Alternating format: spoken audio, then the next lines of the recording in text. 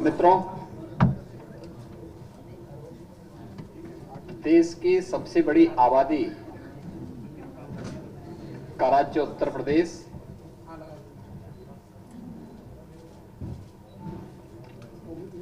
पिछले 6 वर्षों के दौरान सबका साथ, सबका विकास, सबका विश्वास और सबके प्रयास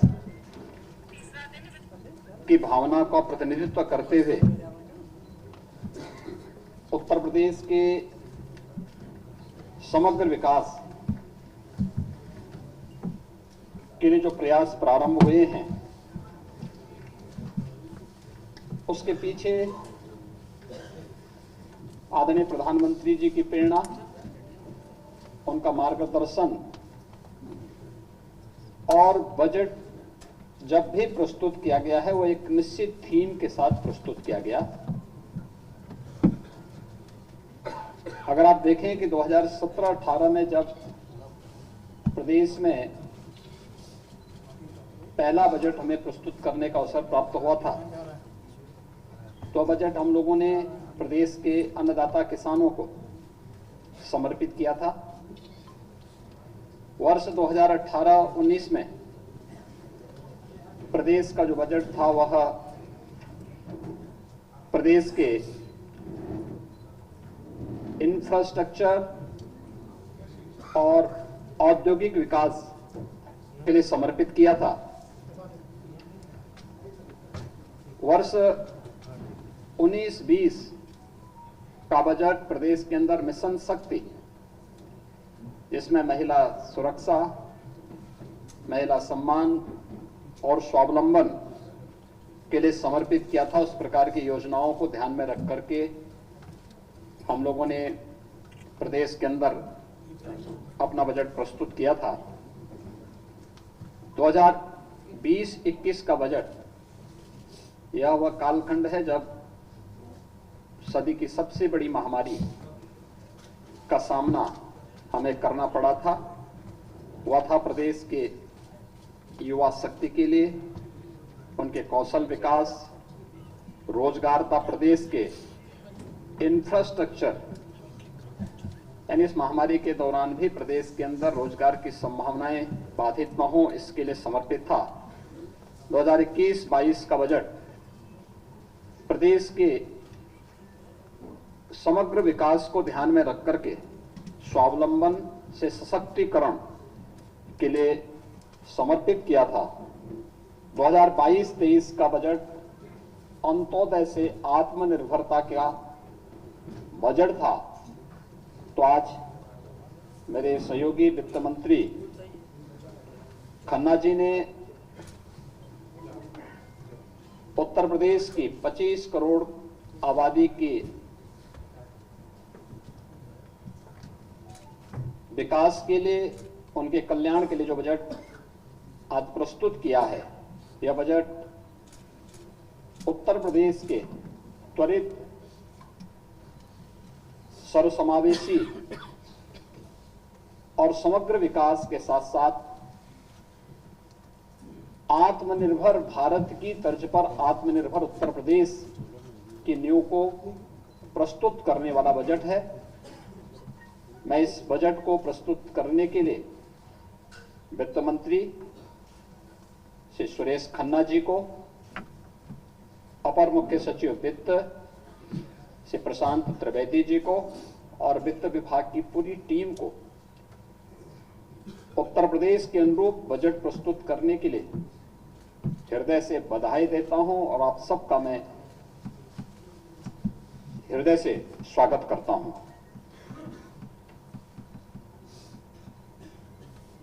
यह बजट उत्तर प्रदेश को देश की सबसे बड़ी अर्थव्यवस्था के रूप में स्थापित करने के लिए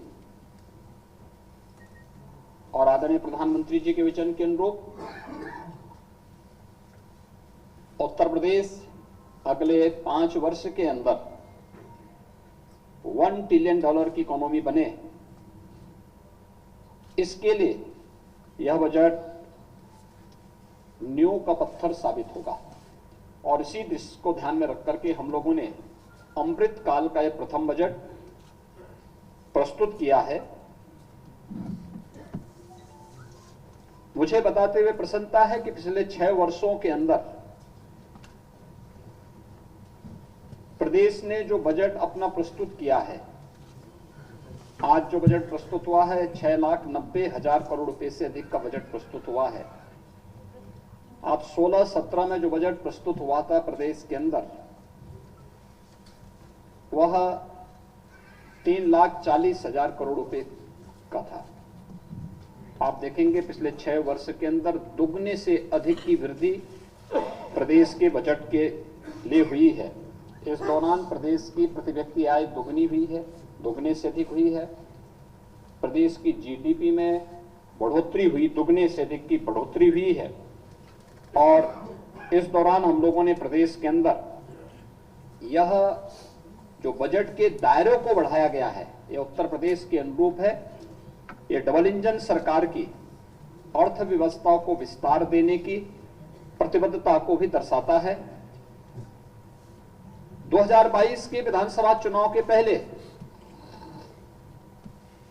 हमारी पार्टी ने उत्तर प्रदेश की जनता से लोक कल्याण संकल्प पत्र के माध्यम से जो वायदे किए थे, 130 जो हमारे वायदे थे, आज के इस बजट प्रस्तुत करने के साथ उनमें से 110 वायदों को हम इसके साथ इसमें समाहित किए हैं। पूरे बजट में अगर आप उसका बजट पर ध्यान देंगे तो लगभग 64,000 करोड़ रुपए से अधिक की धनराशि लोक कल्याण संकल्प पत्र में घोषित संकल्पों के लिए समर्पित है और उसमें बजट में उसका प्रावधान किया गया है।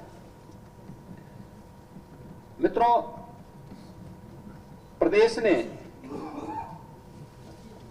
ये जो अर्थव्यवस्था को, उत्तर प्रदेश की अर्थव्यवस्था के दायरे को बढ़ाया है, उसको विस्तार दिया है।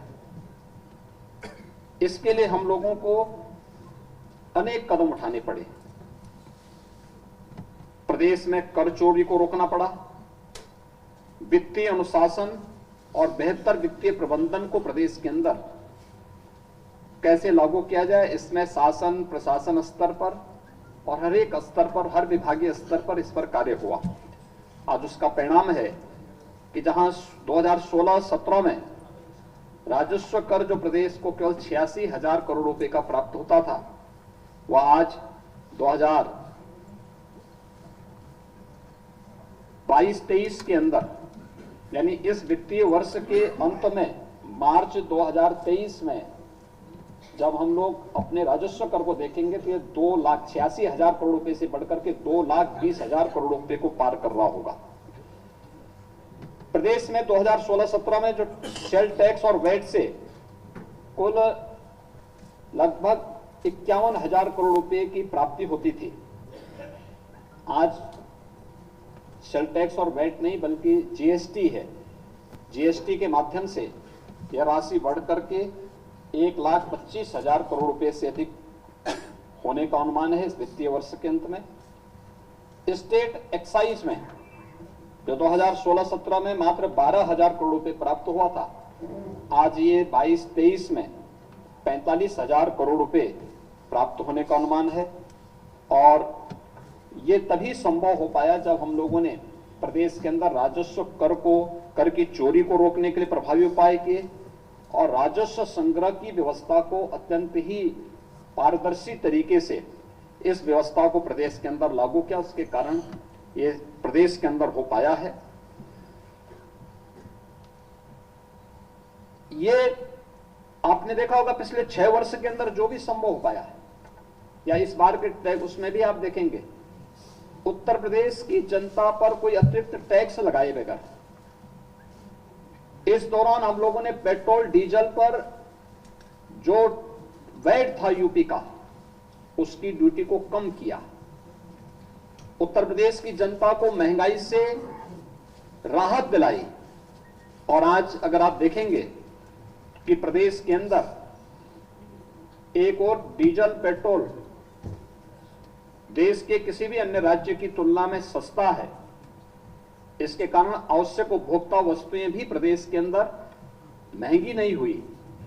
आम जनमानस को राहत मिला, लेकिन पारदर्शी टैक्सेशन की प्रणाली प्रदेश के अंदर लागू करने, टैक्स चोरी को रोकने और राजस्व संग्रह को बढ़ाने का परिणाम आज हमारे सामने है कि प्रदेश ने जो एक रेवेन्यू सरप्लस स्टेट के रूप में आज उत्तर प्रदेश है, और जो हमारे पास रेवेन्यू सरप्लस है उसने प्रदेश के अंदर वर्ल्ड क्लास इंफ्रास्ट्रक्चर को देने में भी एक बड़ी भूमिका का निर्वहन किया, और उत्तर प्रदेश आज देश के अंदर बेहतरीन इंफ्रास्ट्रक्चर देने में सफल हुआ है। ये विगत 6 वर्ष के अंदर प्रदेश के अंदर ये सभी चीजें प्राप्त की हैं। प्रदेश के अंदर आज के इस बजट में जो चीजें आप देखते होंगे, बहुत सारी चीजों की घोषणा इसमें आज यहां पर हुई है। वित्तीय अनुशासन का पूरा पालन किया गया है। इसमें पूरे बजट में अगर आप देखेंगे, कुशल वित्तीय प्रबंधन की झलक आपको प्रदेश के अंदर देखने को मिलेगी। राजकोषीय अनुशासन को बनाए रखा गया है।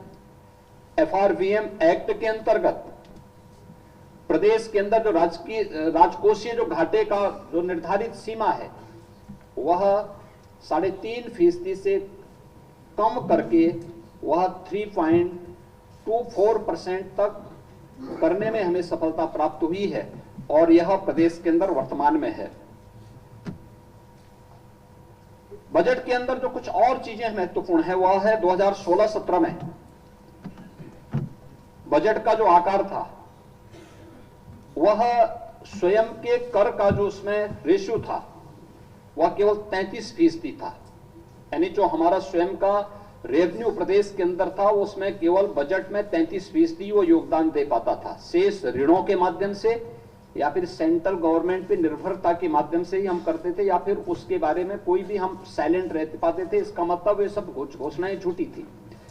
लेकिन आज जो भी हम कर पा रहे हैं, बजट में दोगुने से अधिक बजट होने के बावजूद बजट को हम लोगों ने लगभग 45 से 46% जो भाग है वह स्वयं के राजस्व से आज प्रदेश प्राप्त कर रहा है।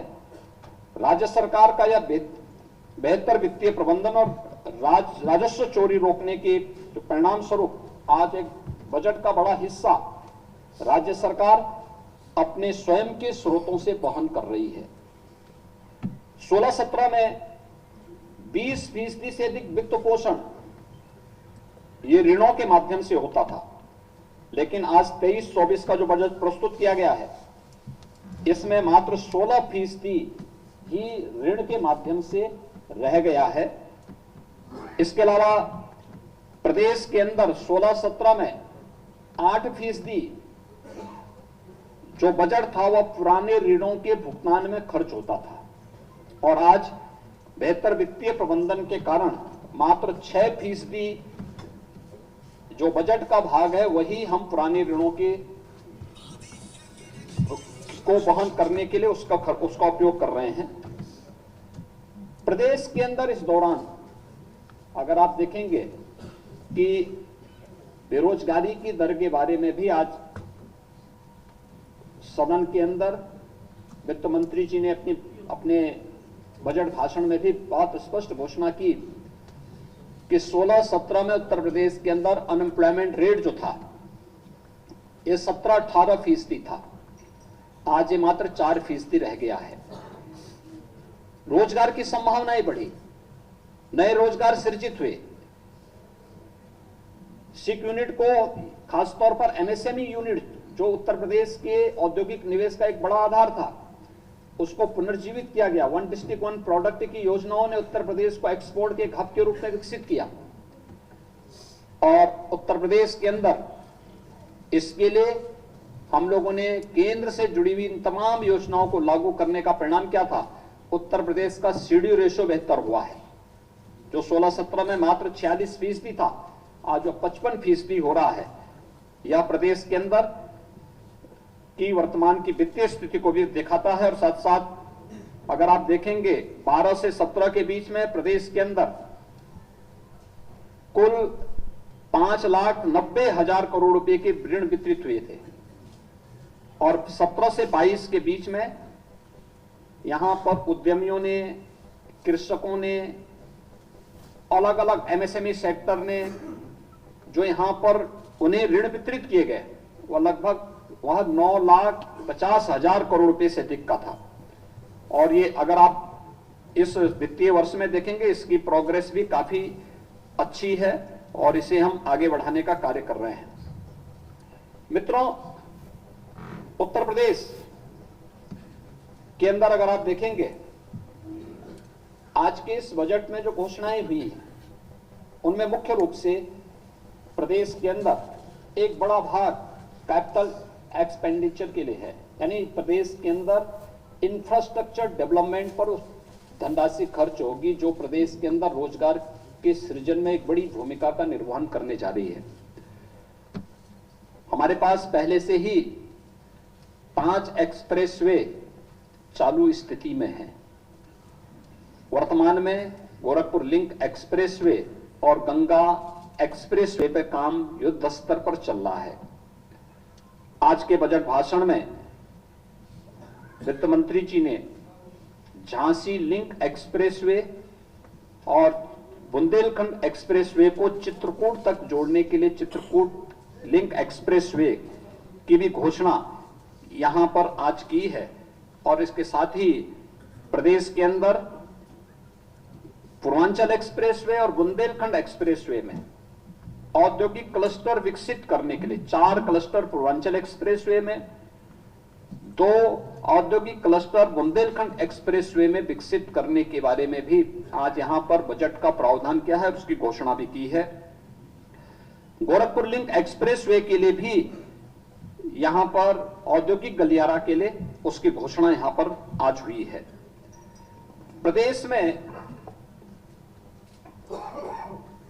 किसानों को राहत देने के लिए अन्नदाता किसानों के बारे में जो हम लोगों ने लोक कल्याण संकल्प पत्र के माध्यम से भी बात की थी, इसे निजी नलकूप से जुड़े हुए जो हमारे अन्नदाता किसान हैं उन्हें हमने पिछले बजट में विद्युत बिल में 50% की छूट दी थी।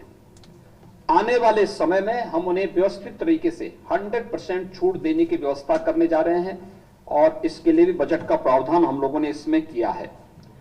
बुंदेलखंड में भारत सरकार और जर्मनी की सरकार की सहायता से एक ग्रीन एनर्जी कॉरिडोर परियोजना के लिए भी यहां पर प्रदेश के अंदर इस बजट में इसका प्रावधान करने का कार्य किया गया है। प्रदेश के अंदर अयोध्या को एक मॉडल सोलर सिटी के रूप में विकसित करने और फिर अयोध्या की तर्ज पर प्रदेश के सभी नगर निकायों को, खासतौर पर जो हमारे 17 नगर निगम हैं, इस नगर निगम को भी उन्हीं तर्ज पर आगे बढ़ाने के लिए जिससे हम लोग प्रदेश में नेट जीरो की तरफ जा सके। हमारे शहर, आपने देखा होगा पिछली बार हम लोगों ने जब 2017 में आए थे तो कार्बन उत्सर्जन को न्यूनतम करने के लिए जितनी भी स्ट्रीट लाइट थी उन्हें एलईडी स्ट्रीट लाइट में हम लोगों ने ईएसएसएल के साथ मिलकर के बदला था।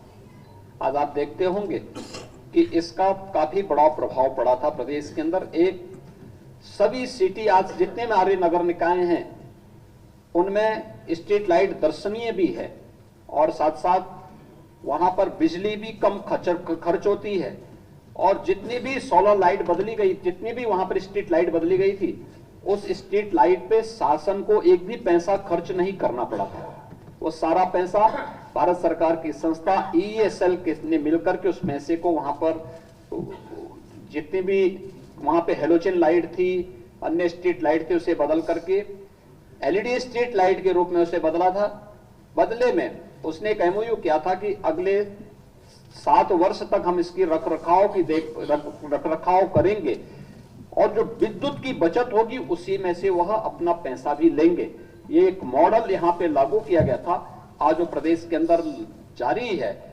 सोलर सिटी हमें रिन्यूएबल एनर्जी को प्रोत्साहित करने के साथ साथ जो आज दुनिया के अंदर नेट जीरो की बात की जा रही है, इस दिशा में आगे बढ़ाने की एक शुरुआत अयोध्या से सोलर सिटी के रूप में आगे बढ़ाने की कार्रवाई को हम लोग आगे बढ़ाने जा रहे हैं।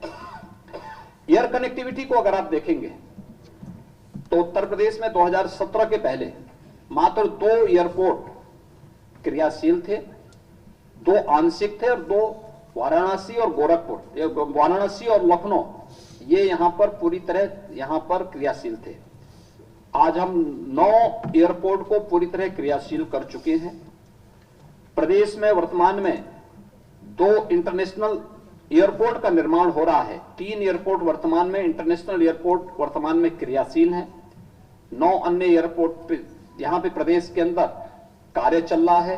कुल मिलाकर के अगले 1-1.5 वर्ष के अंदर उत्तर प्रदेश के अंदर 21 एयरपोर्ट होंगे जो पूरी तरह क्रियाशील होंगे, और इस पर राज्य सरकार ने बेहतर कार्य किया है। उसको हम भारत सरकार के साथ मिलकर के आगे बढ़ाने का कार्य भी कर रहे हैं।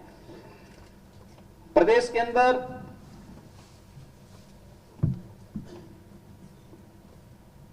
आगरा और वाराणसी में साइंस सिटी और नक्षत्रशाला की स्थापना के लिए भी इस बजट में इसका प्रस्ताव यहां पे प्रस्ताव किया गया है। और प्रदेश के अंदर परिवहन निगम का बेड़ा, आप हम सब जानते हैं कि कोरोना कालखंड में जब लॉकडाउन लगा था, बड़े पैमाने पर प्रदेश के कामगार और श्रमिक अपने राज्य के लिए आने के लिए मजबूर हुए थे। उस समय परिवहन निगम की बसेज के माध्यम से ही हमें उनको सुरक्षित स्थानों पर पहुंचाने में हमें मदद मिली थी। आज मुझे बताते हुए प्रसन्नता है कि आगामी कुंभ को ध्यान में रख करके हम लोगों ने 22-23 में 200 करोड़ रुपए नई बसेज के क्रय के लिए व्यवस्था परिवहन निगम के लिए की थी। 23-24 में परिवहन निगम की 1000 नई बसेज के लिए भी बजट में 400 करोड़ रुपए का प्रावधान किया गया है। परिवहन निगम के बस स्टैंड के लिए 100 करोड़ रुपए की अतिरिक्त व्यवस्था की गई है। और प्रदेश ने जो अपनी EV policy, electric vehicle policy प्रदेश के अंदर लागू की है, उसके लिए भी 100 करोड़ रुपए का प्रावधान हम लोगों ने बजट में किया है। प्रदेश के अंदर अन्य इंफ्रास्ट्रक्चर के लिए, सड़कों के निर्माण के लिए, इंटर स्टेट कनेक्टिविटी के लिए, डिस्ट्रिक्ट मुख्यालयों को ब्रिजेज के निर्माण के लिए, सड़क और सेतुओं के निर्माण के लिए 21,000 करोड़ रुपए से अधिक का प्रावधान किया गया है। उनके अनुरक्षण के लिए 6,000 करोड़ रुपए का भी प्रावधान किया गया है। ये प्रदेश के अंदर अन्य ग्रामीण क्षेत्र के सड़कों के निर्माण के लिए भी 1525 करोड़, रेलवे उपरिगामी सेतु के लिए 1700 करोड़ रुपए और अन्य सेतुओं के निर्माण के लिए भी 1850 करोड़ रुपए का प्रावधान इस बजट में किया गया है। राज्य मार्गों के चौड़ीकरण के लिए 2588 करोड़, प्रमुख जिला मार्गों के चौड़ीकरण सुदृढ़ीकरण के लिए 2538 करोड़, प्रमुख धर्मस्थलों पर जाने वाले सड़कों के मार्गों के निर्माण के लिए 1000 करोड़ रुपए, राज्य सड़क निधि से अनुरक्षण के लिए 3000 करोड़ रुपए, औद्योगिक और जो हमारे लॉजिस्टिक पार्क हैं उनको 4 लेन की कनेक्टिविटी के लिए भी धनराशि की व्यवस्था की गई है। और इसमें एक नया मत उसमें जोड़ा गया है कि गन्ना विभाग से जुड़ी हुई जितनी भी सड़कें थी, अब पीडब्ल्यूडी उनका अनुरक्षण करेगा और इसके लिए 250 करोड़ रुपए की अतिरिक्त व्यवस्था भी बजट में आज की गई है। प्रदेश के अंदर औद्योगिक विकास को बढ़ावा देने के लिए एक नई नीति आज घोषित की गई है, वह है मुख्यमंत्री औद्योगिक क्षेत्र विस्तारीकरण और नए औद्योगिक क्षेत्र प्रोत्साहन योजना। इसमें प्रदेश के अंदर इस वित्तीय वर्ष में 5000 करोड़ रुपए की व्यवस्था की गई है, जिसमें नए औद्योगिक क्षेत्र स्थापित करने के लिए यह कार्रवाई प्रदेश के अंदर यहां पे प्रारंभ होगा। इसके अलावा झांसी बुंदेलखंड औद्योगिक विकास प्राधिकरण की भी व्यवस्था आज इस बजट में की गई है, जिसके लिए इस बजट में 5000 करोड़ रुपए की व्यवस्था हम लोगों ने इसमें की है। PM Gatishakti national master plan multi modal connectivity infrastructure के लिए भी 1200 करोड़ रुपए का व्यवस्था की गई है। अटल इंडस्ट्रियल इंफ्रास्ट्रक्चर मिशन के लिए 300 करोड़ रुपए की व्यवस्था की गई है।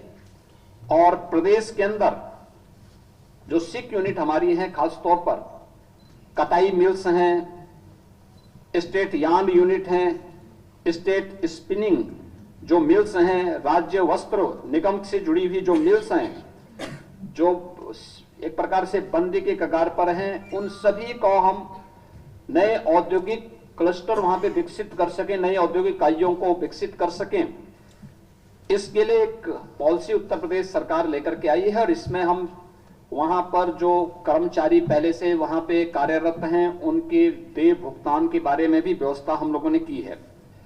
प्रदेश के युवाओं के तकनीकी दृष्टि से सक्षम और समर्थ बनाने के लिए टैबलेट और स्मार्टफोन देने की जो व्यवस्था की गई है, हम लोगों ने अब तक प्रदेश में 20 लाख युवाओं को टैबलेट और स्मार्टफोन वितरित किए हैं। पिछले बजट में हम लोगों ने प्रदेश के अपने युवाओं के लिए जो व्यवस्था की थी 1700 करोड़ रुपए की व्यवस्था की थी, जिसके तहत 20 लाख युवाओं को हम इसके साथ जोड़ चुके हैं।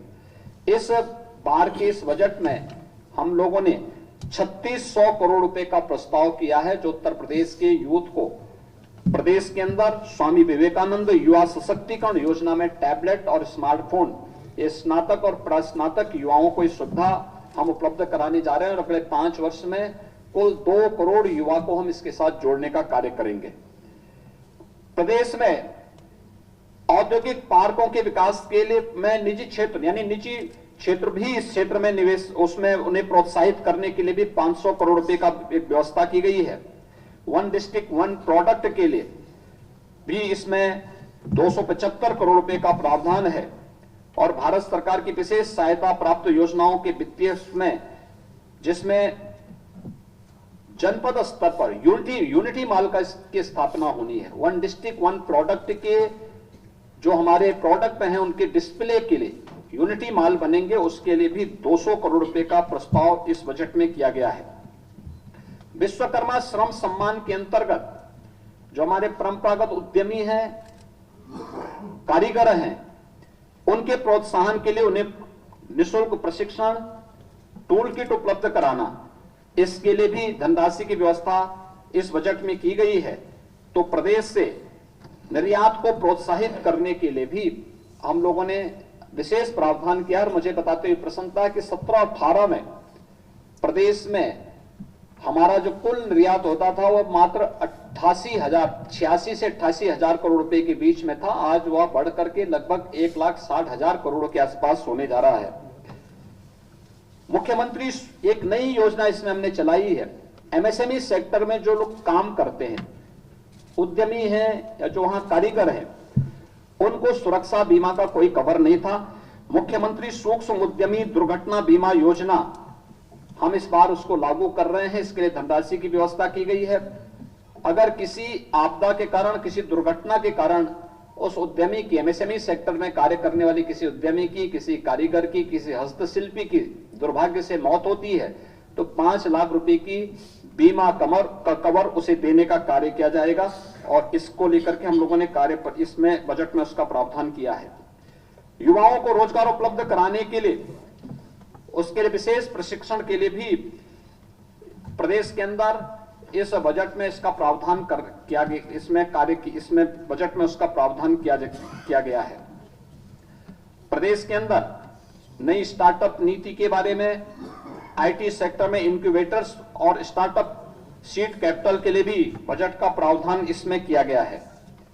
इसके साथ ही प्रदेश के अंदर प्रदेश के अमरोहा, बागपत, अमेठी, संभल, हापुड़ जनपदों में और वाराणसी और चंदौली में भी हम लोगों ने जिला उद्योग प्रोत्साहन और उद्यमता विकास केंद्र की स्थापना के लिए भी इसमें बजट का प्रावधान किया है।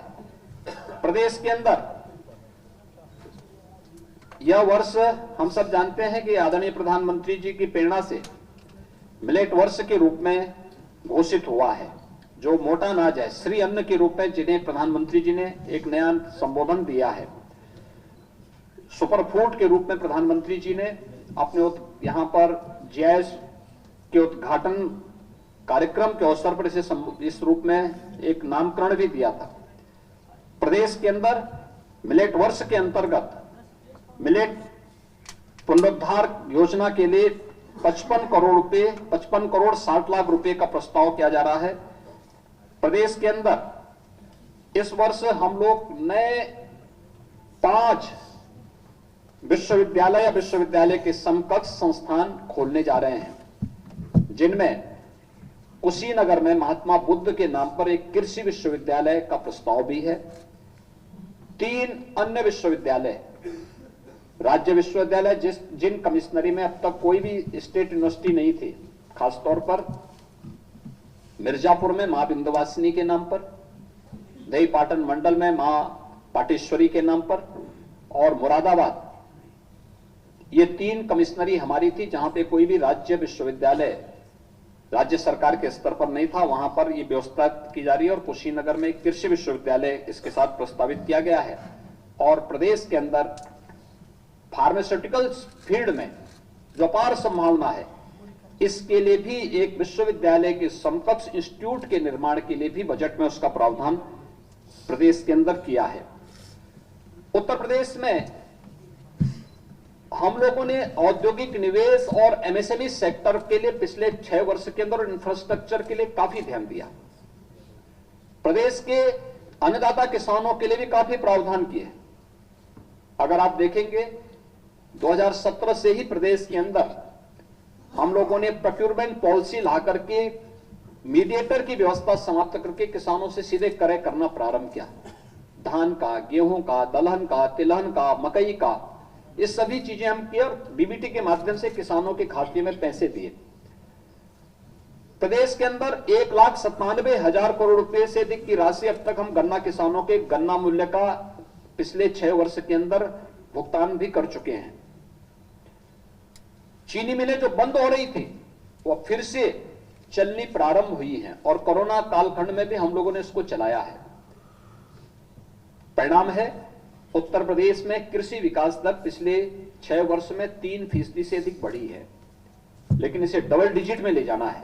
उत्तर प्रदेश की इस पोटेंशियल को हम और तेजी से आगे बढ़ा सकें। एफपीओस के गठन के साथ साथ एग्री स्टार्टअप को स्थापित करने के लिए भी बजट में इसका प्रावधान किया जा रहा है और यह बहुत महत्वपूर्ण होगा, जिसमें एग्रीटेक स्टार्टअप और इंक्यूबेटर सेंटर के लिए भी एक विशेष प्रावधान किया जा रहा है, जिसमें हमारे एग्रीकल्चर यूनिवर्सिटीज के साथ साथ यहां पर कृषि विज्ञान केंद्र जो 9 प्रदेश के अंदर क्लाइमेटिक जोन है, उनमें कृषि विज्ञान केंद्रों को भी हम लोग एक सेंटर ऑफ एक्सीलेंस के रूप में विकसित करने की दिशा में एक नया प्रयास प्रारंभ करेंगे। टिश्यू कल्चर प्रयोगशाला की स्थापना के लिए भी बजट में 10 करोड़ रुपए का प्रावधान है। Centre of excellence for Honey योजना सहारनपुर में स्थापित करने के लिए 10 करोड़ की व्यवस्था है। और प्रदेश के अंदर जो हमारे निराश्रित गोवंश है, ये 3 प्रकार की योजना राज्य सरकार इसमें पहले से संचालित कर रही है। एक निराश्रित गोवंश जो शासन के द्वारा संचालित निराश्रित गो आश्रय स्थलों पर के माध्यम से संचालित है, 10 लाख से अधिक गोवंश उसमें है। दूसरी है मुख्यमंत्री सहभागिता योजना, जिसमें प्रदेश के अंदर उन सभी किसानों को जो किसान अपने यहां गोवंश को लेकर के उनकी देखभाल कर सकता है, उन्हें 4 गोवंश तक हम अनुमन्य करते हैं और हर गोवंश का 900 रुपए हर महीने उसे उपलब्ध कराते हैं।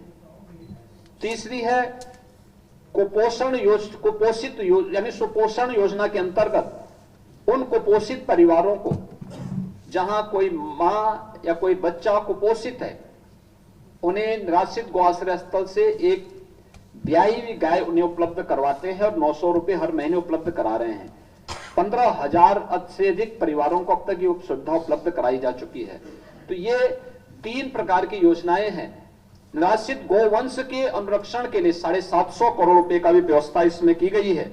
और साथ साथ हम लोगों ने प्रदेश के अंदर ये जो निराश्रित गोवंश है उनके लिए नए गौ आश्रय स्थल बनाने के लिए भी 120 करोड़ रुपए की अतिरिक्त व्यवस्था इस बजट में ये व्यवस्था भी की गई है। डेयरी सेक्टर में प्रदेश के अंदर अपार संभावना है। उत्तर प्रदेश देश के अंदर सर्वाधिक दुग्ध उत्पादन करने वाला राज्य है। इन संभावनाओं को आगे बढ़ाने के लिए प्रदेश के अंदर दुग्धशाला विकास और दुग्ध उत्पाद प्रोत्साहन नीति के लिए 25 करोड़ रुपए का एक व्यवस्था की गई है। नंद बाबा दुग्ध मिशन योजना के अंतर्गत 61 करोड़ रुपए की व्यवस्था की गई है। मुख्यमंत्री मत्स्य संपदा योजना के लिए 10 करोड़ और निषाद राज बोर्ड सब्सिडी योजना के लिए 5 करोड़ रुपए की बजट का भी व्यवस्था इसमें प्रदेश के अंदर की गई है। कृषकों को कम ब्याज पर फसली ऋण उपलब्ध कराने के लिए 500 करोड़ रुपए की व्यवस्था की गई है और प्रदेश के अंदर कृषक दुर्घटना बीमा के दायरे को बढ़ाते हुए उसमें अब तक केवल किसान जिसके नाम पे खेती होती थी वह केवल किसान ही उसके दायरे में आता था। अब किसान के साथ साथ किसान के परिवार के सदस्य, इसके साथ साथ वो खेतीहर मजदूर जो अब तक खेतीबाड़ी तो करता था लेकिन अगर किसी आपदा का शिकार होता था वह उसके दायरे में नहीं आता था। राज्य सरकार ने उसका विस्तार किया है और 750 करोड़ रुपए की व्यवस्था मुख्यमंत्री कृषक दुर्घटना बीमा योजना के अंतर्गत किसानों को किसी भी प्रकार की आपदा में एक सुरक्षा बीमा का कवर उन्हें देने का कार्य किया है। मित्रों, ईज ऑफ लिविंग के आदरणीय प्रधानमंत्री जी के विजन को आगे बढ़ाते हुए ग्रामीण और शहरी क्षेत्र में प्रधानमंत्री आवास योजना के अंतर्गत अब तक 52 लाख से अधिक गरीबों को एक एक आवास उपलब्ध देने की कार्रवाई संपन्न हुई है और इस बजट में भी 7,508 करोड़ रुपए जो विगत वर्ष के बजट में व्यवस्था थी उसके सापेक्ष इस बार 10,202 करोड़ रुपए से अधिक का प्रस्ताव इसमें किया जा रहा है। प्रदेश के अंदर जो छोटी छोटी जातियां थी जिनकी कोई वाइस नहीं थी, मुसहर, बनटागिया, कोल, थारू, चेरो, सहरिया, इन सभी उन जातियों को जो कोई पहुंच नहीं थी उनको भी इन सुविधाओं के साथ जोड़ने, कुष्ठ रोगियों को, इन सभी को इसके साथ मुख्यमंत्री आवास योजना के साथ जोड़ने के लिए भी 1203 करोड़ रुपए की व्यवस्था की गई है, जिससे इन्हें भी काफी बड़ी संख्या में आच्छादित किया गया। जो बच्चे हैं उनको हम लोग इसको करेंगे। उत्तर प्रदेश विधानमंडल के सभी सदस्यों को जो मिलने वाली राशि 3 करोड़ की राशि मिलती थी उसको बढ़ोतरी करके 5 करोड़ का प्रस्ताव भी इसमें किया गया है। यह सभी माननीय विधानसभा और विधान परिषद के सदस्यों को ही प्राप्त होगा। मुख्यमंत्री पंचायत प्रोत्साहन योजना के अंतर्गत 2,478 उत्कृष्ट ग्राम पंचायतों के प्रोत्साहन के लिए भी 85 करोड़ रुपए का प्रस्ताव इस बजट में किया गया है। ग्रामीण क्षेत्र में भी ग्रामीण सचिवालय का निर्माण हो सके और तकनीक के माध्यम से गांवों की नागरिक को गांव में ही सभी प्रकार की सुविधाएं मिल सके, इसके लिए प्रदेश के अंदर बड़े पैमाने पर ग्राम सचिवालयों का निर्माण किया जा रहा है। 750 बहुउद्देशीय पंचायतें भवनों के निर्माण के लिए भी इस बजट में उसका प्रावधान किया गया है। ग्रामीण क्षेत्र में वहां पर जन सुविधाओं के विकास और अंत्येष्टि स्थलों के लिए भी बजट का प्रावधान इसमें किया गया है और एक नई स्कीम इसमें लागू की जा रही है, उत्तर प्रदेश मातृभूमि योजना, जिसके अंतर्गत प्रदेश के अंदर कोई भी व्यक्ति जो प्रवासी नागरिक है उत्तर प्रदेश का, वो अगर अपने ग्राम पंचायत में अपने किसी पूर्वज के नाम पर कोई निर्माण कार्य कराना चाहता है, कोई बहुउद्देशीय भवन बनाना चाहता है, कोई कन्वेंशन सेंटर बनाना चाहता है, कोई लाइब्रेरी बनाना चाहता है या किसी अन्य निर्माण कार्य के लिए, तो उसमें इस योजना के अंतर्गत हम उसे जोड़ रहे हैं और इसके माध्यम से फिर हम उसे एक स्थान देंगे और उसके साथ एक MOU करते हुए उसका उपयोग ग्राम पंचायत कर पाएगी और गांवों के विकास में प्रवासी नागरिकों की भूमिका को भी हम इसके साथ जोड़ पाएंगे। योजना हम लागू करने जा रहे हैं। जल जीवन मिशन, हर घर नल, आप सब जान सकते हैं कि प्रदेश के अंदर तेजी के साथ ये आच्छादन की प्रक्रिया बढ़ रही है। हमारा अनुमान है कि इस वित्तीय वर्ष में हम 1 करोड़ से अधिक घरों तक शुद्ध पेयजल का कनेक्शन उपलब्ध कराने में समर्थ हो जाएंगे। 1 करोड़ परिवार तक। आप इस बजट में जल जीवन मिशन के लिए 21,000 करोड़ रुपए का प्रस्ताव किया गया है। एक बड़ी राशि इसके लिए उपलब्ध कराई जा रही है। जल संरक्षण के लिए भूजल स्तर के मापन और उन्हीं पूर्व में स्थापित जो पोजीमीटर थे, वहां पर डिजिटल वाटर लेवल रिकॉर्डर की स्थापना हेतु हम 23-24 में उसकी एक व्यवस्था प्रदेश के अंदर करने जा रहे हैं, जिसमें नवीन डिजिटल वाटर लेवल रिकॉर्डर की स्थापना के लिए भी इस बजट में प्रावधान किया जा रहा है। उत्तर बुंदेलखंड क्षेत्र में एक नवीन योजना India Israel Bundelkhand water project प्रारंभ करने का एक प्रस्ताव है, और साथ साथ अटल भूजल योजना के अंतर्गत प्रदेश के अंदर जो 26 क्रिटिकल विकास खंड थे, उन विकास खंडों के लिए भी हम लोगों ने प्रदेश के एक बजट का प्रावधान इसमें किया है। वाराणसी में रोपवे के लिए बजट का प्रस्ताव है, Kanpur metro, Agra metro, Delhi, Ghaziabad, Meerut rapid rail के लिए व्यवस्था की जा रही है, और मेट्रो प्रदेश के अंदर गोरखपुर, वाराणसी, प्रयागराज, मेरठ, अन्य जो शहर हैं, इन सब में भी एक वित्तीय प्रस्ताव किया गया है मेट्रो के लिए। प्रदेश के अंदर एक नई योजना और शहरी क्षेत्र में विकसित की जा रही है, वह है मुख्यमंत्री शहरी नई यानी न्यू सिटी प्रोत्साहन योजना।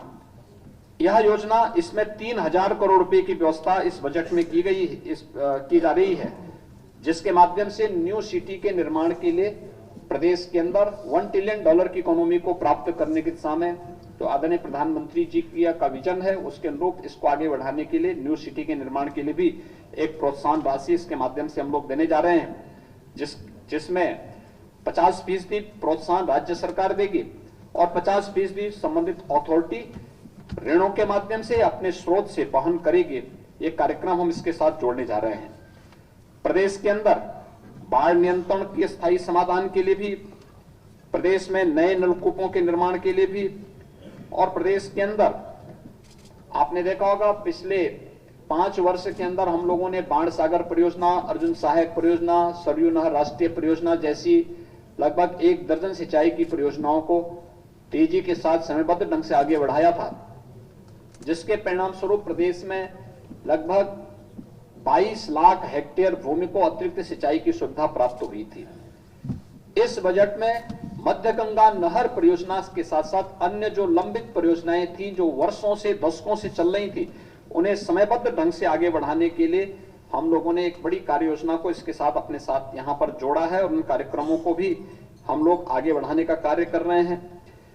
प्रदेश में जितने भी स्वास्थ्य संबंधी योजनाएं हैं, हेल्थ इंफ्रास्ट्रक्चर पर विशेष ध्यान देते हुए 1 डिस्ट्रिक्ट 1 मेडिकल कॉलेज के लक्ष्य को प्राप्त करने के लिए प्रदेश के अंदर प्रधानमंत्री Ayushman Bharat health infrastructure mission के साथ ही प्रदेश के अंदर जहां पे जो लोग उससे आच्छादित नहीं हो पा रहे हैं और वास्तव में नीडी हैं, उन लोगों को मुख्यमंत्री जन आरोग्य योजना के अंतर्गत उन्हें लाभान्वित करने के लिए भी 250 करोड़ रुपए का प्रस्ताव इसमें किया गया है। प्रदेश के अंदर पंडित दीनदयाल उपाध्याय राज्य कर्मचारी कैशलेस चिकित्सा योजना के अंतर्गत भी 150 करोड़ रुपए की व्यवस्था यहाँ पे राज्य कर्मचारियों के लिए प्रस्तावित किया गया है। प्रदेश में जो मैंने पहले ही बताया था, Uttar Pradesh institute of pharmaceutical research and development की स्थापना के लिए भी धनराशि का प्रावधान उसमें किया गया है। जितने भी हमारे गवर्नमेंट मेडिकल कॉलेजेस हैं, जहां पे नर्सिंग और पैरामेडिकल के कॉलेज नहीं स्थापित हो पाए हैं, वहां पर इनके लिए भी धनराशि की व्यवस्था इस बजट में की गई है। प्रदेश के अंदर मिलावट को से बचाव करने के लिए प्रदेश के अंदर खासतौर पर खाद्य सुरक्षा और औषधि प्रशासन विभाग में के माध्यम से हर कमिश्नरी स्तर पर हम लोग एक उच्च स्तरीय लैब की स्थापना कर सकें। इस बजट में 200 करोड़ रुपए का प्रावधान इसके लिए हर एक कमिश्नरी के स्तर पर एक उच्च स्तरीय लैब की व्यवस्था के साथ साथ प्रदेश के युवाओं के लिए अच्छे करियर के लिए और उनको जॉब मिल सके, इंडस्ट्री को इंस्टीट्यूशन को इंडस्ट्री के साथ जोड़ने के एक बड़े कार्यक्रम के साथ प्रदेश सरकार पहले ही कार्य कर रही है। टाटा टेक्नोलॉजीज के साथ प्रदेश ने 150 से अधिक आईटीआई को उनके साथ जोड़ने के एक बड़े कार्यक्रम का प्रावधान इसमें किया है, जिसमें बहुत शीघ्र टाटा टेक्नोलॉजीज के साथ हमारा इसके साथ एमओयू होगा, जिससे आने वाले समय में बड़े पैमाने पर उत्तर प्रदेश के युवा इसमें प्रशिक्षित हो पाएंगे। युवाओं को उद्योगों में अप्रेंटिसशिप के तहत मुख्यमंत्री अप्रेंटिसशिप की स्कीम प्रदेश के अंदर लागू की गई है, जिसमें एक राशि की एक प्रस्ताव हम लोगों ने इसके साथ की है कि किसी भी ऐसे उद्यम में जहां उत्तर प्रदेश का युवा किसी अप्रेंटिसशिप की स्कीम के साथ जुड़ता है, तो उसमें एक निश्चित अवधि के तहत वो युवा वहां प्रशिक्षण लेगा। आधा मानदेय इंडस्ट्री देगी, आधा सरकार उसको देगी, और उसके पास एक अनुभव भी होगा। यह व्यवस्था प्रदेश के अंदर लागू की जा रही है। 70 करोड़ रुपए की व्यवस्था हम लोगों ने इसमें की है। मैंने पहले आपको इस बात के बारे में बताया था। उच्च शिक्षा में मिर्जापुर में मां बिंदुवासिनी राज्य विश्वविद्यालय, देवीपाटन मंडल में मां पाटेश्वरी राज्य विश्वविद्यालय, मुरादाबाद मंडल में भी एक स्टेट यूनिवर्सिटी की स्थापना के लिए 50 करोड़ रुपए की व्यवस्था हम लोगों ने प्रस्तावित की है। प्रत्येक स्तर पर, यानी ग्राम पंचायत स्तर पर और वार्ड स्तर पर डिजिटल लाइब्रेरी की स्थापना के लिए भी व्यवस्था की जा रही है। प्रदेश में सीएम अप्रेंटिसशिप की स्कीम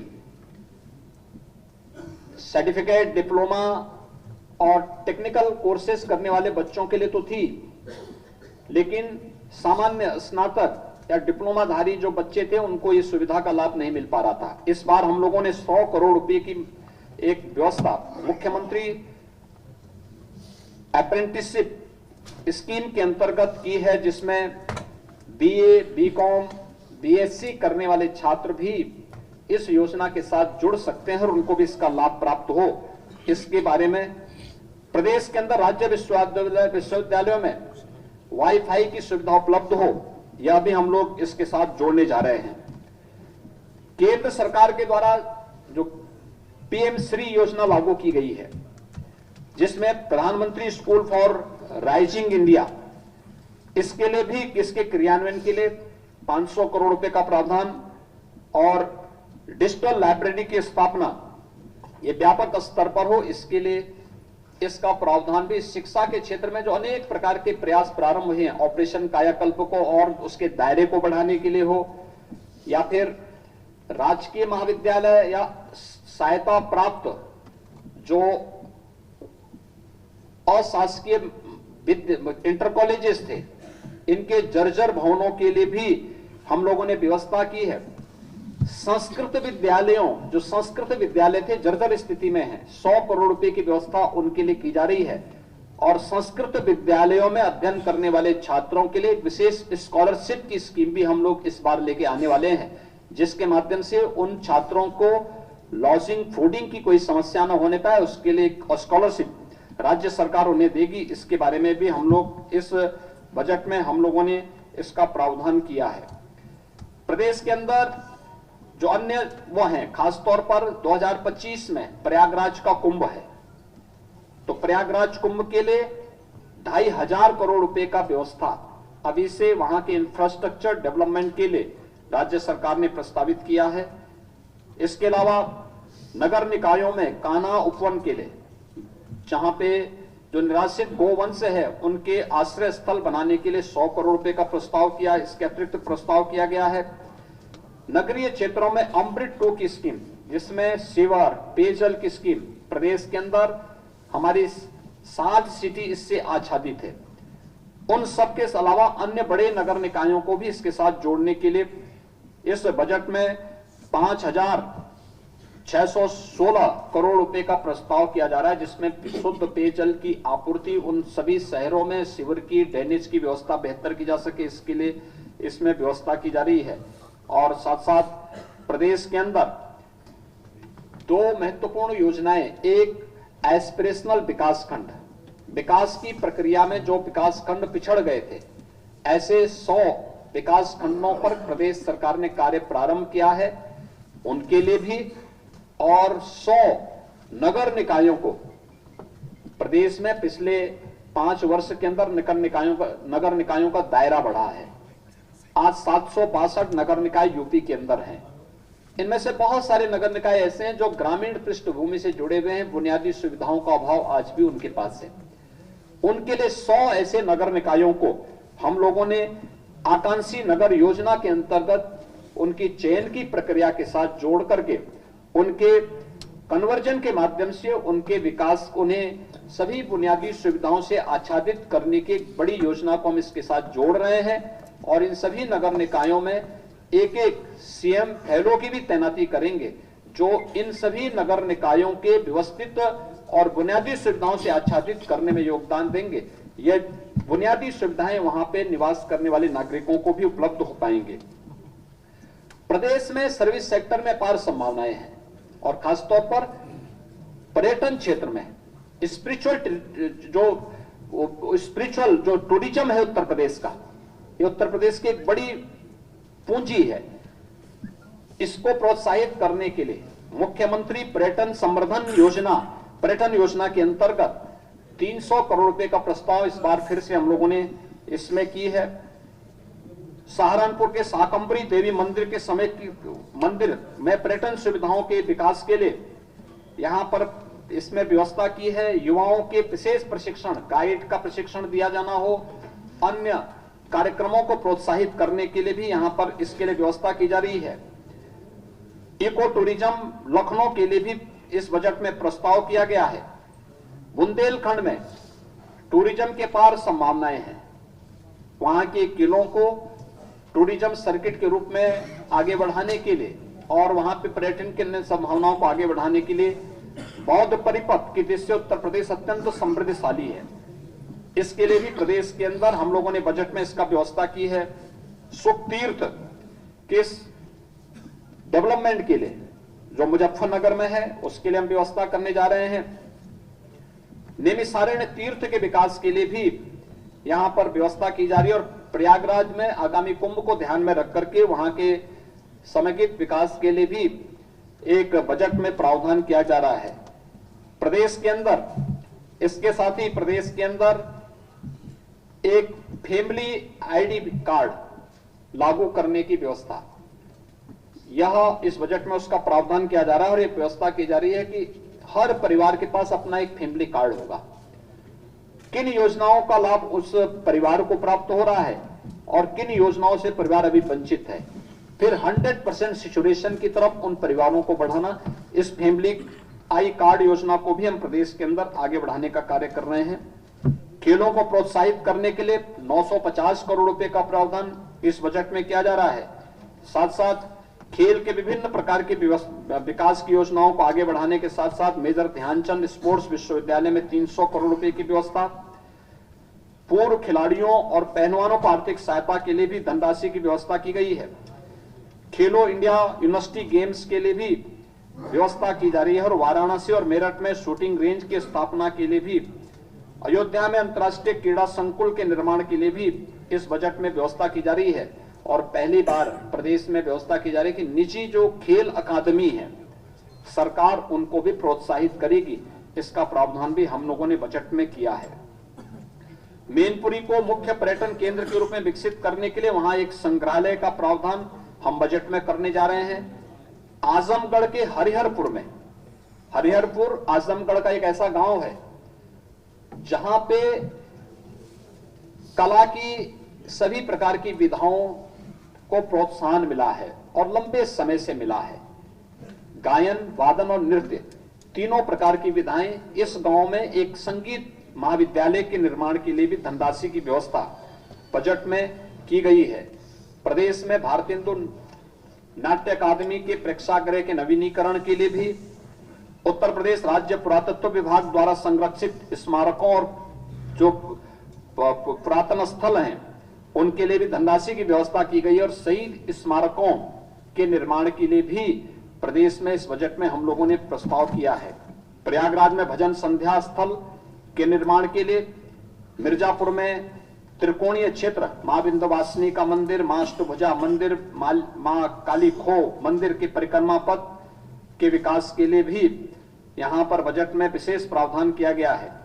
सीतापुर में नैमिषारण्य में वेद विज्ञान अध्ययन केंद्र की स्थापना, काशी हिंदू विश्वविद्यालय में वेद विज्ञान केंद्र के लिए जो व्यवस्था की गई है उसको सेकंड फेज के कार्यक्रम को आगे बढ़ाने और अयोध्या के इंफ्रास्ट्रक्चर डेवलपमेंट के लिए भी इस बजट में अलग से व्यवस्था की गई है। ये कार्यक्रम सभी हम लोगों ने किए हैं। प्रदेश के अंदर इस बार के वर्षा काल में फिर से हम 35 करोड़ वृक्षारोपण प्रदेश के अंदर करके अगले कुछ वर्षों के अंदर प्रदेश के अंदर वन आच्छादन को 15% तक पहुंचाने के एक बड़े लक्ष्य के साथ काम कर रहे हैं।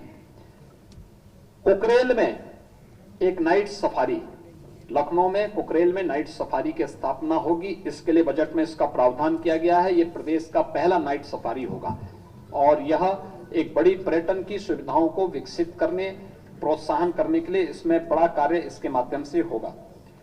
बाकी प्रदेश के अंदर कन्या सुमंगला, मुख्यमंत्री कन्या सुमंगला योजना, निराश्रित महिला पेंशन योजना, मुख्यमंत्री सामूहिक विवाह योजना, इन सभी महिला कल्याण से जुड़ी हुई योजनाओं के साथ साथ पिछड़ा वर्ग की निर्धन बालिकाओं की शादी के लिए अनुदान की राशि के लिए, राज्य ग्रामीण आजीविका मिशन की समूह में कार्य करने वाली बहनों के लिए भी गैप फंडिंग के लिए, आंगनबाड़ी कार्यकर्तियों को आयुष्मान भारत योजना के अंतर्गत बीमा आच्छादन के लिए भी ये पहली बार ये स्कीम दी जा रही है जो आंगनबाड़ी कार्यकर्तियों को उपलब्ध करवाने का कार्य किया जा रहा है। और 3 महिला पीएससी बटालियन के गठन की कार्रवाई को भी तेजी के साथ आगे बढ़ाने के लिए प्रदेश सरकार ने इस बजट में इसका प्रावधान किया है। इसके साथ ही प्रदेश के अंदर हम लोगों ने समाज कल्याण विभाग से जुड़ी हुई विभिन्न योजनाओं में अनेक इस कार्यक्रम में इसको आगे बढ़ाया है। खासतौर पर समाज कल्याण विभाग में अगर आप देखेंगे तो 12,648 करोड़ रुपए का बजट का प्रस्ताव केवल इस मद में रखा गया है। दिव्यांगजन कल्याण के लिए 1552 करोड़ रुपए का बजट का प्रस्ताव इसमें किया गया है। प्रदेश के अंदर बाकी अन्य तमाम योजनाएं इसके साथ आई हैं और रोजगार में मुख्यमंत्री युवा स्वरोजगार योजना के अंदर 150 करोड़ रुपए का, विश्वकर्मा श्रम सम्मान योजना के अंतर्गत लगभग 112 करोड़ रुपए का जो एमएसएमई सेक्टर का एक प्रस्ताव है उसको भी इस बजट में उसका प्रावधान किया गया है। प्रदेश के अंदर वृद्धावस्था पेंशन, दिव्यांगजन पेंशन की राशि को राज्य सरकार ने अभी लगभग 1 वर्ष पहले ही उसमें बढ़ोतरी की है, 500 से 1000 रुपया किया है। कुष्ठावस्था पेंशन की राशि को 3000 रुपये प्रति माह किया है। प्रदेश के अंदर एक नई योजना हम लोग इस बार करने जा रहे हैं और वह है उज्ज्वला योजना के लाभार्थियों को, जो प्रदेश के अंदर 1,74,00,000 उज्ज्वला योजना के लाभार्थी हैं, उन्हें दीपावली और होली पे उज्ज्वला योजना का एक एलपीजी का सिलेंडर फ्री में उपलब्ध करवाने की व्यवस्था करने जा रहे हैं। और यह व्यवस्था, इसका लिए धनराशि की व्यवस्था भी हम लोगों ने 3,047 करोड़ 48 लाख रुपए की व्यवस्था इस बजट में हम लोगों ने यहां पर की है। प्रदेश के अंदर गृह विभाग से जुड़े हुए तमाम अन्य मदाएं हैं जिसमें पुलिस कार्मिकों की अवस्थापना सुविधाओं के विकास के साथ साथ अन्य महत्वपूर्ण योजना, पुलिस के आधुनिकीकरण की दिशा में कार्य योजना को आगे बढ़ाने का कार्य किया जा रहा है। यह वर्ष हमारे लिए बहुत महत्वपूर्ण होगा कि सरदेव अटल जी के नाम पर जो रजिस्टर्ड श्रमिक हैं, कोरोना कालखंड में अनाथ हुए बच्चे हैं, उनके लिए 18 अटल आवासीय विद्यालय, अत्याधुनिक सुविधा से युक्त 18 अटल आवासीय विद्यालय का संचालन हम लोग इस वर्ष जुलाई से करने जा रहे हैं। उसके लिए धनराशि की व्यवस्था हम लोगों ने इस बार के बजट में की है। और प्रदेश में forensic science institute, Uttar Pradesh police and forensic science institute की स्थापना और उसके उस वक्त फंक्शनल हो, उसमें पाठ्यक्रम भी प्रारंभ हो, वह भी आज इस बार के बजट में हम लोगों ने प्रस्तुत किया है। मित्रों, पिछले 6 वर्ष के अंदर अगर आप देखेंगे 16-17 में जहां प्रदेश के बजट का दायरा मात्र 3,40,000 करोड़ रुपए का था, इस बार यह बढ़ करके 6,90,000 करोड़ रुपए से आगे बढ़ चुका है, यानी दोगुने से अधिक बढ़ा है। यह प्रदेश की अर्थव्यवस्था के विस्तार को दिखाता है, उत्तर प्रदेश के अनुरूप उत्तर प्रदेश के बजट को प्रस्तुत करता है। नए भारत का नया उत्तर प्रदेश, आदरणीय प्रधानमंत्री जी की मंशा के अनुरूप भारत की अर्थव्यवस्था को $1 ट्रिलियन की अर्थव्यवस्था बनानी है, तो उसके लिए उत्तर प्रदेश $5 ट्रिलियन की इकोनॉमी बनाने के लिए उत्तर प्रदेश को $1 ट्रिलियन की इकोनॉमी के रूप में अपने को उस प्रकार की सुविधाओं से युक्त सभी प्रकार की सुविधाओं को हम दे सके। प्रकृति और परमात्मा की सीम कृपा उत्तर प्रदेश में है और टीम उत्तर प्रदेश इस दिशा में बेहतर प्रयास कर रही है। आज का ये बजट उत्तर प्रदेश के समग्र और समावेशी विकास के साथ ही एक आत्मनिर्भर उत्तर प्रदेश की नींव को रखने वाला एक बजट है। मेरा विश्वास है कि सबका साथ, सबका विकास, सबका विश्वास और सबके प्रयास की भावना को आगे बढ़ाते हुए यह बजट उत्तर प्रदेश की 25 करोड़ जनता की भावनाओं को प्रतिनिधित्व करने वाला होगा और नए भारत के नए उत्तर प्रदेश के रूप में उत्तर प्रदेश को एक आत्मनिर्भरता के लक्ष्य को प्राप्त करने में बड़ी भूमिका का निर्वहन करेगा।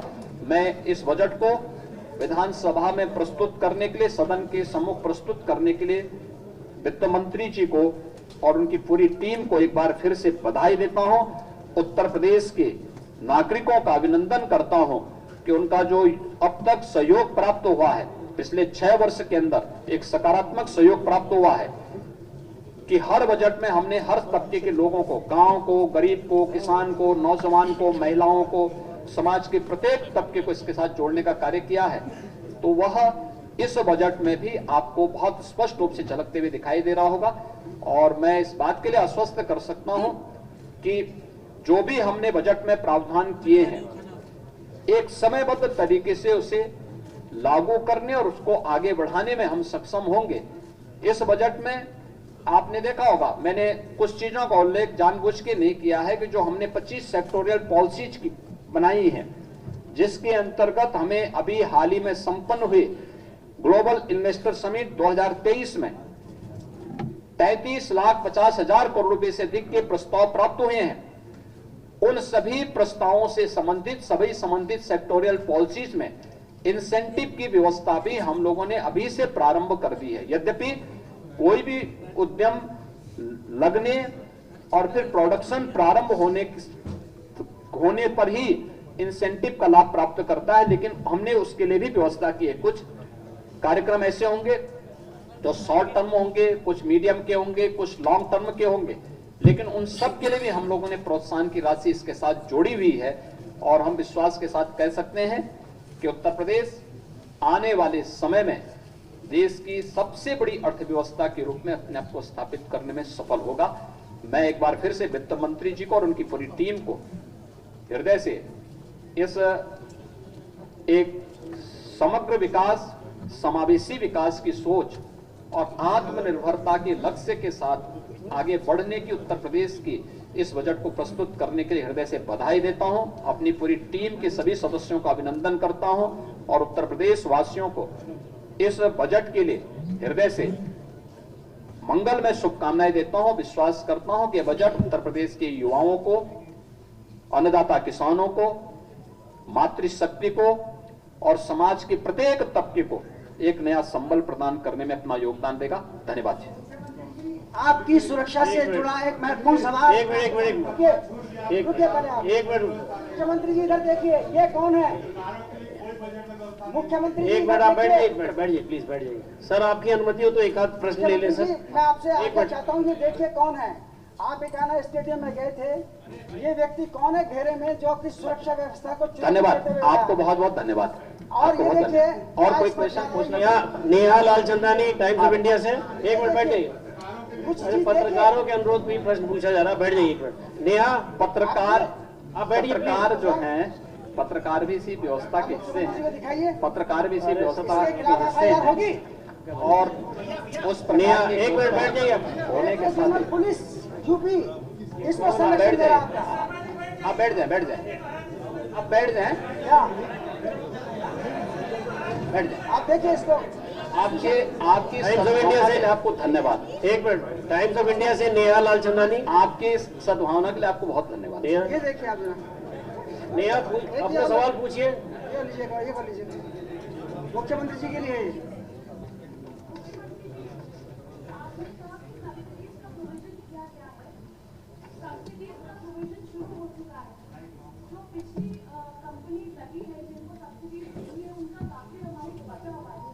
यहाँ कोई अमाउंट नहीं बची हुई है। देखिए, जो भी प्रदेश के अंदर जो 2018 में पहला हम लोगों ने इन्वेस्टर समिट किया था, इसके अलावा 3 ग्राउंड ब्रेकिंग सेरेमनी भी हम लोगों ने प्रदेश के अंदर की, और उसके अतिरिक्त भी समय समय पर प्रदेश के अंदर यहाँ पर निवेश जमीनी धरातल पर उतरा। प्रोडक्शन प्रारंभ होने के बाद जिन भी उद्यमियों ने आवेदन किया है, पॉलिसी के दायरे में जिनको लेटर ऑफ इंटेंट जारी किए गए थे, उन्हें उनकी इंसेंटिव की राशि मिल रही है। और इस बार किसी भी उद्यमी को उद्यम लगाने के लिए या फिर एमओयू साइन करने के लिए या उद्यम लगाने के लिए या इंसेंटिव के लिए इन्वेस्ट यूपी के पास न जाना पड़े या किसी विभाग के पास न जाना पड़े, इसके लिए हम लोगों ने 3 प्रकार के ऑनलाइन प्लेटफॉर्म की सुविधा भी उन्हें उपलब्ध करा दी है। इसलिए मुझे लगता है कि ऑनलाइन इंसेंटिव जो मॉनिटरिंग सिस्टम हम लोगों का यहाँ पर चालू हो चुका है, वह अब किसी भी उद्यमी को इधर उधर जाने की अवसर ही नहीं देगा, स्वयं ही सब ऑटो मोड पर होता हुआ दिखाई देगा। राजीव दीक्षित जी दैनिक जागरण से।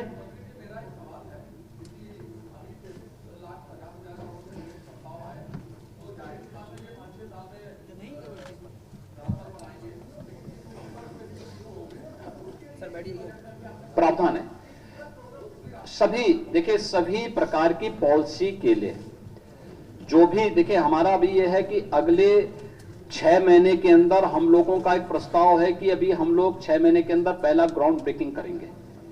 ग्राउंड ब्रेकिंग का मतलब एक बड़ा शिलान्यास का कार्यक्रम। लगभग हमारा 5 से 7 लाख करोड़ रुपए का एक प्रस्ताव रखा है कि इतने लाख के प्रस्तावों को हम जमीनी धरातल पर उतारेंगे। तो 5 से 7 लाख करोड़ रुपए के प्रस्ताव अगर जमीनी धरातल पर उतर रहे हैं तो इसका मतलब उनके प्रोडक्शन को आने में 1 साल का समय लग जाएगा। लेकिन उस सब के बावजूद भी अगर उससे पहले भी कोई आता है, हर एक पॉलिसी बजट के पूरे भाषण को आप देखेंगे तो उसमें सब हर पॉलिसीज के लिए प्रोत्साहन की व्यवस्था भी उसके साथ जुड़ी गई है। अमर उजाला से सचिन जी पूछिए।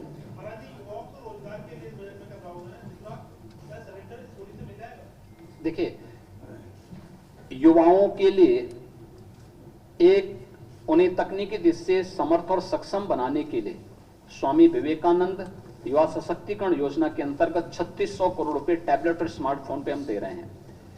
सीएम इंटर्नशिप स्कीम की दायरे को बढ़ाया गया है। अब तक केवल तकनीकी पृष्ठभूमि से जुड़े हुए डिप्लोमा, जो पॉलिटेक्निक, आईटीआई या फिर डिग्री धारी बीटेक या बी जो छात्र होते थे, एमटेक होते थे, वही इसके दायरे में आते थे। इस बार बीए, बीएससी, बीकॉम के छात्रों को भी हम लोगों ने इसके साथ जोड़ा है। तो एक इसमें आधा पैसा इंडस्ट्री देगी, आधा गवर्नमेंट देगी, इसको भी हम इसके साथ जोड़े हैं। इससे पहले भी हम लोगों ने अभ्युदय योजना युवाओं के लिए ही यहां पे जारी की थी। इसके अलावा जो ये विश्वविद्यालय बनाए जा रहे हैं, अच्छी और उत्तम शिक्षा के साथ साथ प्राइवेट यूनिवर्सिटी के साथ साथ राज्य विश्वविद्यालय भी आपने देखा होगा, गोरखपुर और लखनऊ विश्वविद्यालय को नेक की जो मूल्यांकन हुआ था उसमें ये प्लस क्या उनका मूल्यांकन हुआ। इससे पहले यहां पे अभी केजीएमयू और गोरखपुर में मदन मोहन मालवीय तकनीकी विश्वविद्यालय को ये प्लस का मिला। देश का पहला कृषि विश्वविद्यालय चंद्रशेखर आजाद तकनीकी और कृषि विश्वविद्यालय कानपुर, इसको नेक का एक ग्रेड प्राप्त हुआ है। तमाम प्राइवेट विश्वविद्यालयों को भी अच्छे ए प्लस के ग्रेड मिले हैं। अच्छी शिक्षा, अच्छी स्वास्थ्य की सुविधा, अच्छी स्किल डेवलपमेंट के कार्यक्रम, जो हम 150 आईटीआई को टाटा टेक्नोलॉजीज के साथ मिलकर के कार्यक्रम को आगे बढ़ा रहे हैं।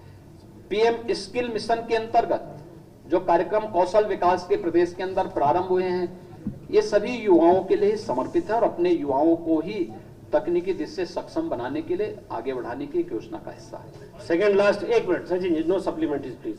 आनंद त्रिपाठी नवभारत टाइम्स से।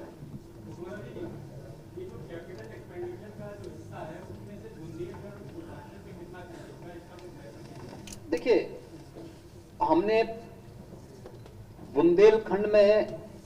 बुंदेलखंड एक्सप्रेस वे को हम चित्रकूट तक लेके जा रहे हैं और डिफेंस कॉरिडोर और एक औद्योगिक क्लस्टर भी हम उसके साथ विकसित करने जा रहे हैं।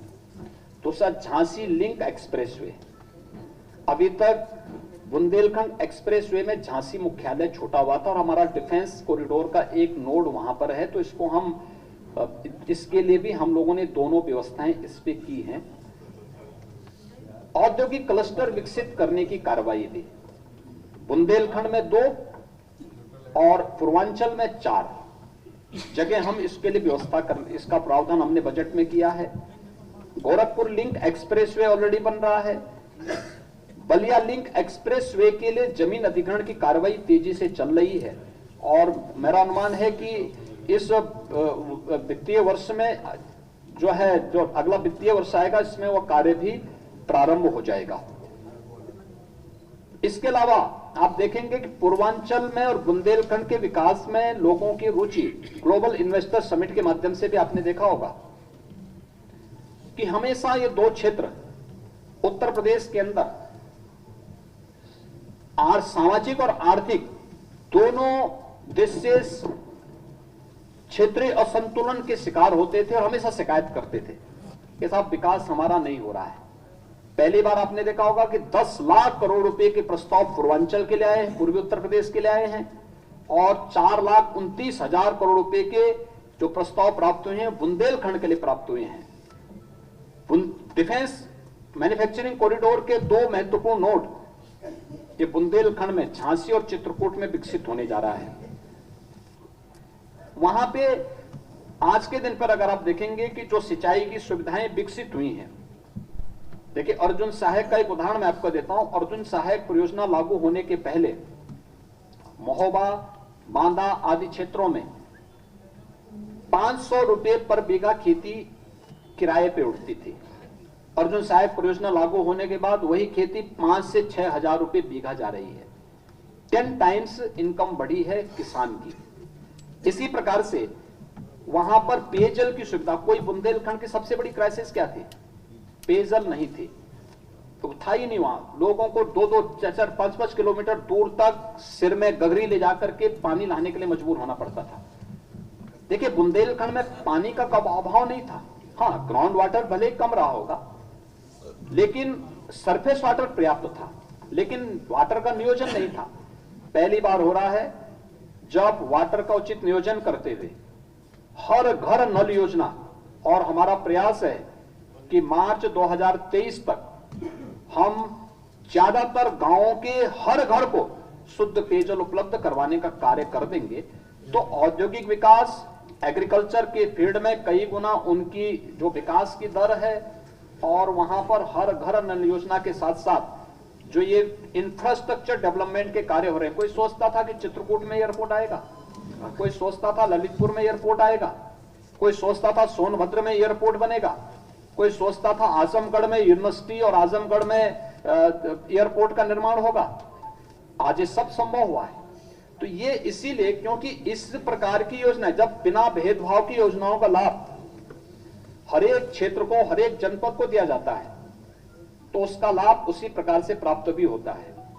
आपने देखा होगा निवेश पहली बार प्रदेश के सभी 75 जनपदों में हुआ है। आप सोचिए, एस्पिरेशनल डिस्ट्रिक्ट है हमारा चंदौली। चंदौली तो वाराणसी के बगल में तब भी है, लेकिन एस्पिरेशनल डिस्ट्रिक्ट है श्रावस्ती। बलरामपुर अगर आप देखेंगे देश के अंदर सबसे अधिक आय वाला जनपद है, पर कैपिटा इनकम अगर आप देखेंगे देश के अंदर, और नोएडा है। लेकिन सबसे कम आय है वो बलरामपुर की है। लेकिन बलरामपुर में भी निवेश के प्रस्ताव प्राप्त हुए हैं, श्रावस्ती में प्राप्त हुए हैं, फतेहपुर में प्राप्त हुए हैं, चंदौली में प्राप्त हुए हैं, चित्रकूट में प्राप्त हुए हैं, सोनभद्र में बड़े पैमाने पर प्राप्त हुए हैं। कोई सोचता था 6,000 करोड़ रुपए से अधिक के प्रस्ताव अकेले सोनभद्र में आ जाएंगे, इस बार मिले हैं।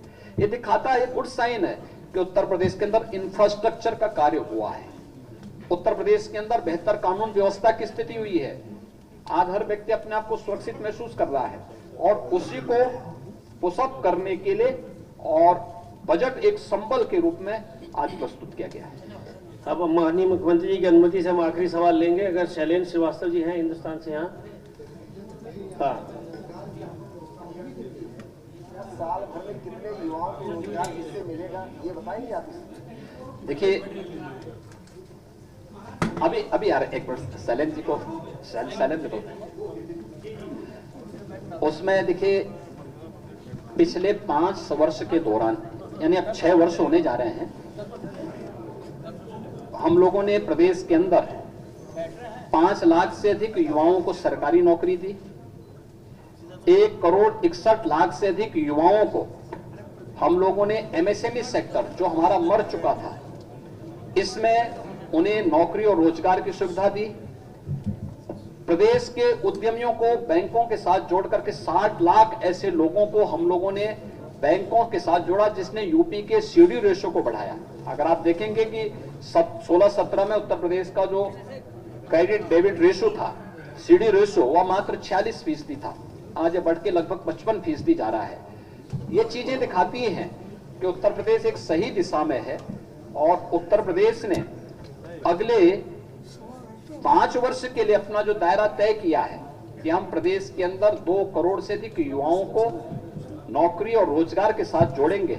ये निवेश, ये global investor summit, MSME sector का विस्तार, विश्वकर्मा श्रम सम्मान जैसी योजनाएं और प्रदेश के अंदर इंफ्रास्ट्रक्चर डेवलपमेंट से जुड़ी हुई योजनाएं, ये सभी कार्यक्रम जो हमारे चल रहे हैं, एग्रीकल्चर के फील्ड में जो संभावनाएं हैं, इसमें ग्रोथ रेट बढ़ाने के लिए जो एफपीओस का गठन होना, एग्री स्टार्टअप की स्थापना करना, ये सभी चीजों को हम इसीलिए आगे बढ़ा रहे हैं जिससे अधिक से अधिक रोजगार कर पाएंगे। और इसमें मेरा अनुमान है कि 2 करोड़ से अधिक नौजवानों को उत्तर प्रदेश के अंदर ही नौकरी और रोजगार की सुविधा उपलब्ध होगी। धन्यवाद माननीय मुख्यमंत्री जी का, धन्यवाद दोनों माननीय उप मुख्यमंत्री जी का और वित्त मंत्री जी का, सभी सम्मानित अधिकारियों का।